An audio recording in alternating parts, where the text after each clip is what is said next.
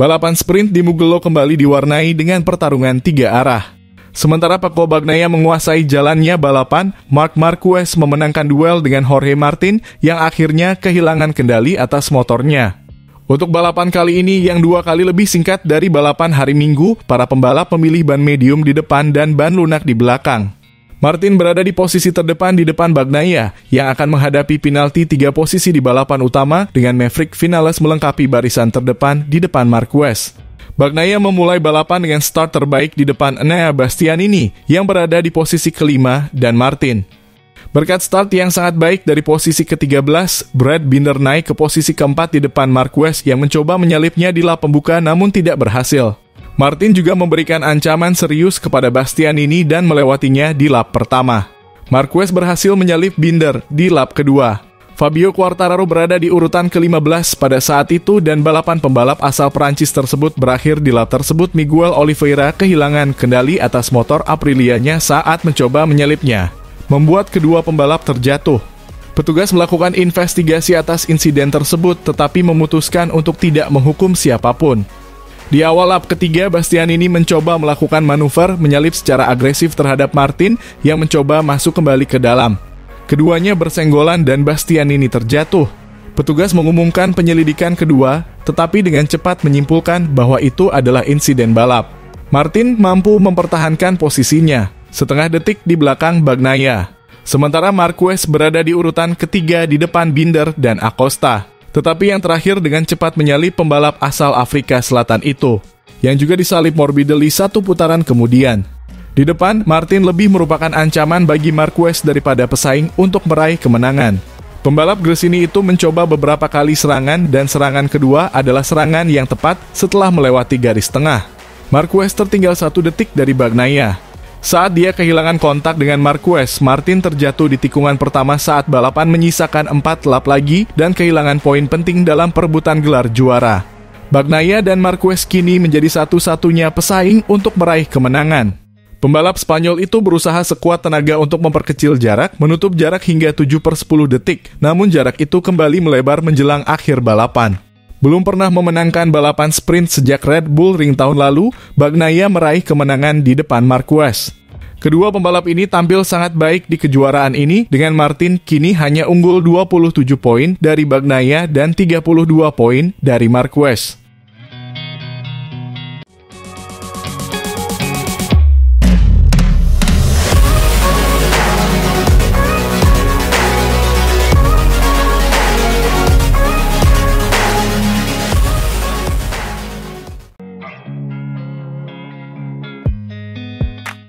Sesi kualifikasi yang bagus adalah apa yang telah dilakukan Rins dengan Yamaha M1 di Italia.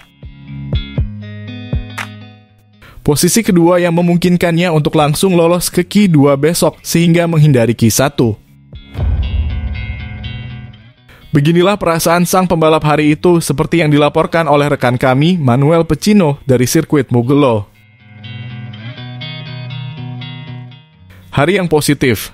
Kami bisa melakukan riset setelah kecelakaan yang kami alami pagi ini di awal FP1. Ini adalah pertama kalinya saya terjatuh sejak cedera. Saya tidak pernah terjatuh sekeras ini sebelumnya, tapi saya senang.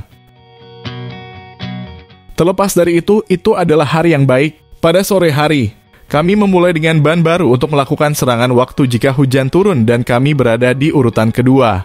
Jadi ini bagus dan kemudian saya memberikan yang terbaik. Kami mencoba setup yang berbeda pada motor dan tidak berjalan seperti yang kami harapkan. Tetapi tetap saja kecepatannya, jadi saya senang dengan hal itu, kata pebalap Yamaha itu, Alex Rins. Dengan perasaan yang baik pada motornya tetapi mengetahui bahwa masih ada hal-hal yang harus ditingkatkan, kemudian saya memberikan yang terbaik di akhir latihan.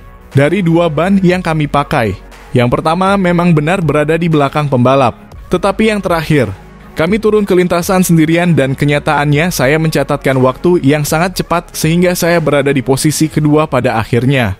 Saya senang karena ini tampaknya sedikit mengkonfirmasi sensasi yang kami rasakan saat tes. Tentu saja kami perlu meningkatkan motor karena saya merasa motornya sangat berat saat mengubah arah. Itu sangat sulit bagi saya. Kami kehilangan banyak waktu untuk mengubah arah dan itu sudah sulit dalam tes dan Anda mencari lebih banyak batasan dan semuanya menjadi lebih berat. Bayangkan berapa biaya yang harus saya keluarkan. Tapi kami senang kami berada di Q2. Besok tujuannya adalah memberikan yang terbaik dan melihat apakah kami bisa sedikit meningkatkan setup dan melihat di mana posisi kami.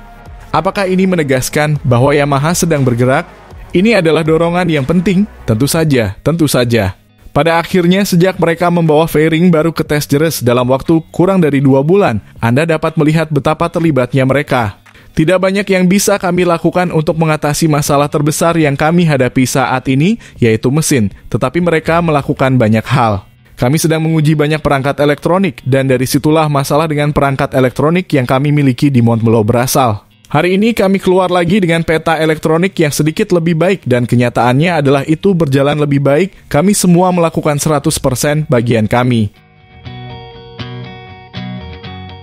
Apakah Anda merasa lebih baik bisa kembali ke posisi teratas di trek ini, di mana Anda mengalami kecelakaan?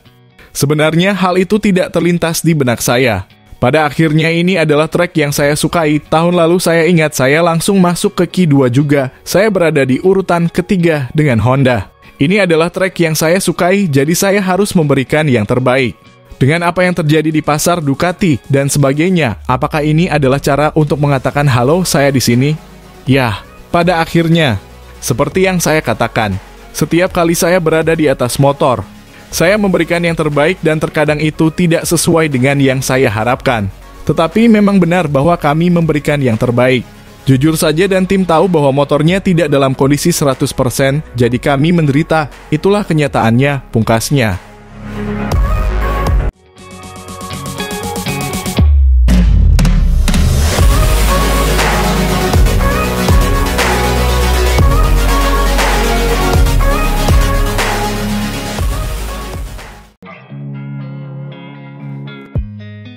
Kursi Ducati yang lain bukanlah sesuatu yang harus difokuskan oleh Pecco Bagnaia. Ia harus berkonsentrasi pada apa yang harus ia lakukan, yaitu memperjuangkan poin untuk kejuaraan MotoGP.